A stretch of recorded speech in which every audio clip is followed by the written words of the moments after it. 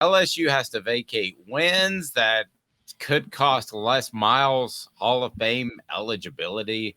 Does Les Miles belong in the Hall? That's a whole different question. So what the H's? Are they still vacating wins? Does anybody keep track of that anymore? Does that matter? I mean, it seems so silly to me. The NCAA, I mean, for goodness sake, I mean, unless you're going to walk into LSU's facility, and they do have a tiger there, so be careful with that. Unless you're going to, have you ever thought about having a wild tiger as a mascot that actually lives on campus? Is very odd and shows how much we love football. But anyway, I mean, it's very strange to think about. I don't know. Is this still a thing that the NCAA vacates wins? I mean, would anybody in this show that's listening say that, oh, I wouldn't want to take a national championship for my favorite team if it was vacated 5 years later? I mean, who wouldn't say that?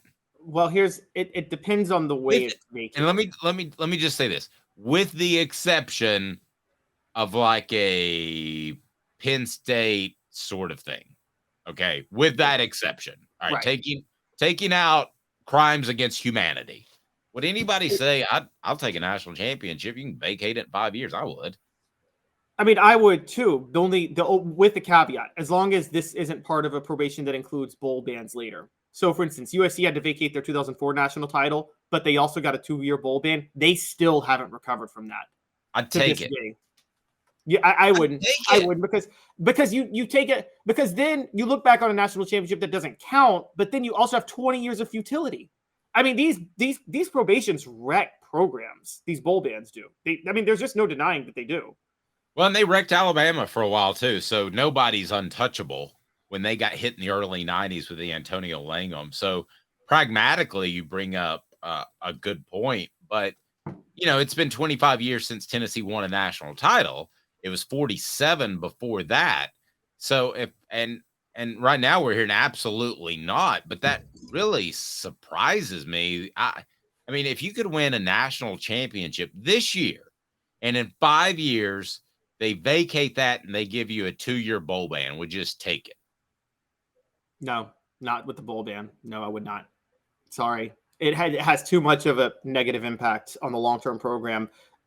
For the national championship to not count, you don't want to sacrifice the long-term future of a program for a national championship that doesn't count. Now, maybe for a national championship that counts, you do, but not for one that doesn't count.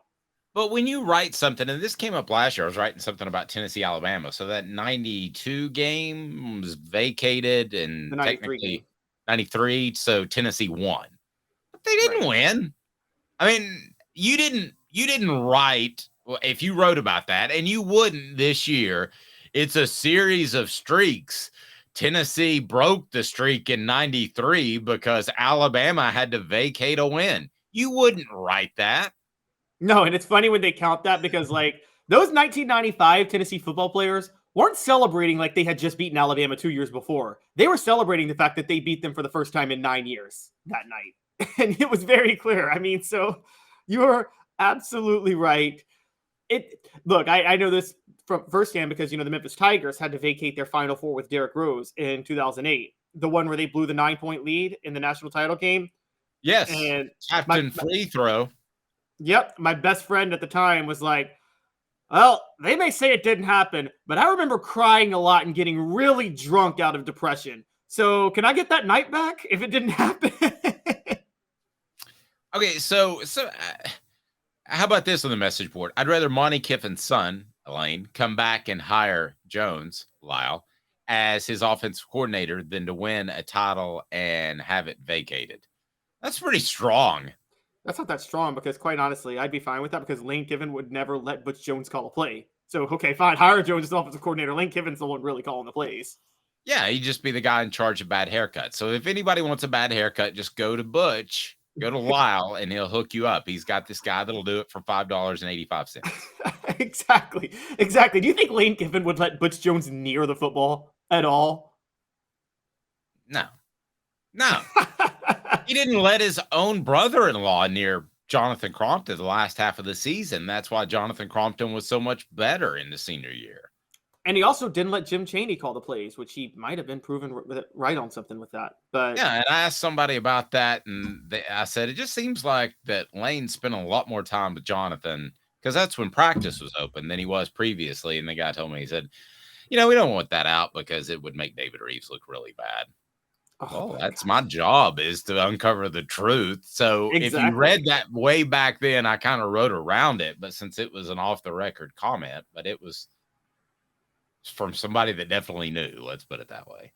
So question, David Reeves was phenomenal at lining up hostesses. That should have been his job. He should have been the HC, hostess coordinator. Oh my gosh. Okay, so question with these vacating wins, because the story that's interesting to me is Les Miles loses Hall of Fame eligibility because of this, unless he comes back and coaches, which no one's going to hire him again because of the toxic situations that happened at Kansas and LSU. I don't even know what happened at Kansas. What happened at Kansas? He was fired from Kansas because of the toxic stuff at LSU, because there was some harassment things that happened at LSU that I don't think involved him, but I think how do you win a national championship and get fired at Kansas? Because he had to. There was a massive some sort of sexual misconduct scandal that happened at LSU. Miles wasn't a part of. I don't believe Miles was a part of it, but it sounds like he let it happen. Okay, so your question is, does it cost him getting in the Hall of Fame? Well, it does cost him, but my question is, should he have even been a Hall of Fame coach before this? Well, yeah, if you win a national title, you're a candidate. And I'm a big fan of taking more people, and I'm totally ripping this off Dan Patrick. I would do like different levels. Like I would do an elite Hall of Fame, and then you make it. They call it the Hall of Good, but I would have different levels. And because we're getting to the point where as we get older, there are going to be so many people that are coming into Hall, and they're great players that aren't making the Hall, and in a lot of sports. I was a big proponent of Everson Walls, a longtime defensive back for the Cowboys. He should have made the Hall of Fame years ago, and he had to wait till like his last chance, and I think it was last year. So, yeah, you win a national title in football, aside from crimes against humanity, you should, I don't care if you pay players or not, you should make it to the Hall of Fame. It's a 2-loss national title, though. It's the most asterisk national. Remember what he said? I still can't get over the fact that the voters bought this when he said, we haven't lost a game in regulation all year. And voters literally haven't lost a game in regulation. Yes, because they lost 2 games in overtime. And voters bought that, and they're like, you know what? You're right. Let's put him in the national title game. Now, to be fair, at the same token, if Oklahoma State doesn't blow a 24-7 lead on a Friday night to Iowa State in 2011, Les Miles has 2 national titles, because then LSU plays Oklahoma State for the national title rather than a rematch with Alabama, and we know they would have beat the brakes off that Oklahoma State team. But Travis asked a good question that I've been actually kicking around in my mind. The talent gap. We've seen such a different talent gap in 50 years. Are we going to see another talent gap, or are we maximizing what humans can do? Because I'll tell you this, when I talk to Jacob and Cooper, both on and off the record, I don't mind sharing this because I don't think they would care. They so care about their bodies, and they do not, and I believe this wholeheartedly, that to be elite, you have to care about your body, and you're not going out and partying like guys did in the 90s. I mean, we would see players out partying. I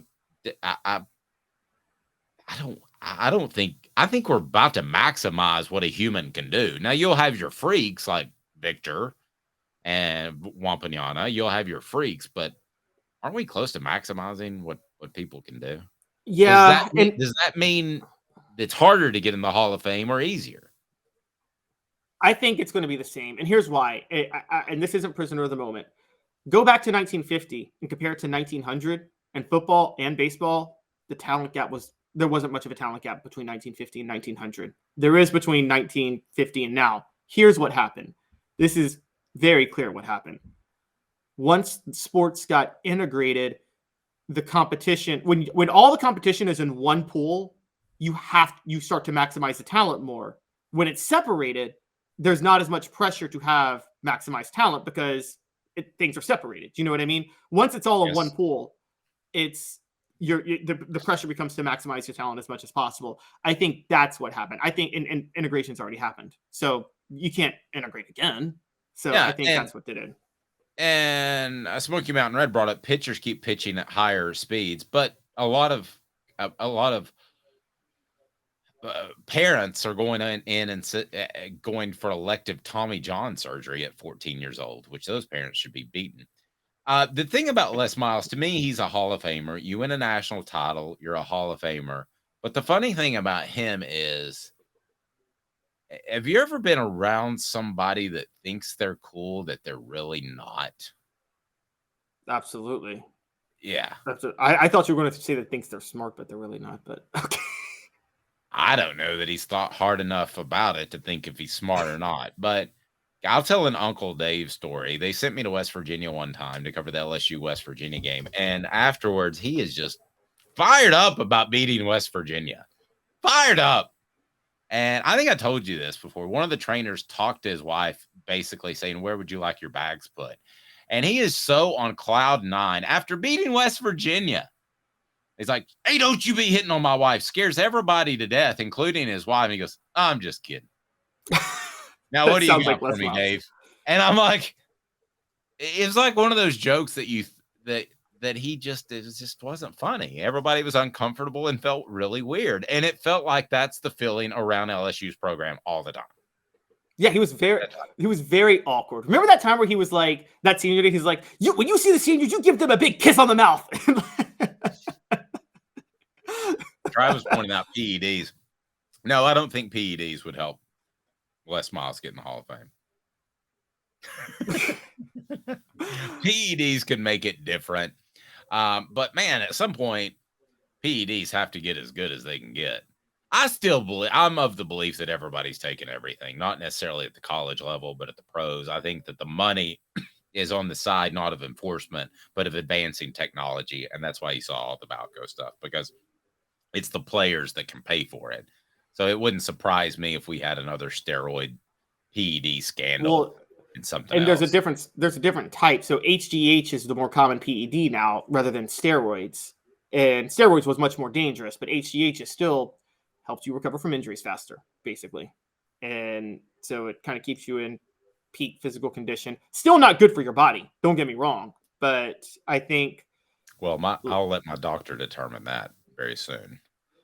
Well, no, I mean, it's no. As you're older, as you hit a certain age, it is prescribed often for men. But like when you're taking it at 20 or 18 and taking it long term, yeah. So let's go ahead and do a full medical review of Dave Hooker. Anybody on the message board on testosterone, and would you recommend it? Because I'm doing pretty good, but I've thought about it. Basically, I've heard that it helps you sleep. That's what I've heard. Yeah, that's the first thing everybody at the gym tells me is that, man, you will sleep so much better. And I absolutely can't sleep at all. All right, I got an NIL question for you. And I want to say this as nicely as I can. Speaking of fueling testosterone. Yes. Try. Oh, cool. Oh, man, mixed reaction. We've got I am and I love it. And I was and I had a bad reaction. Oh, guys. We got to be stronger than 50-50. I mean, we don't even want to be 70-30 on me and injecting hormones into my body.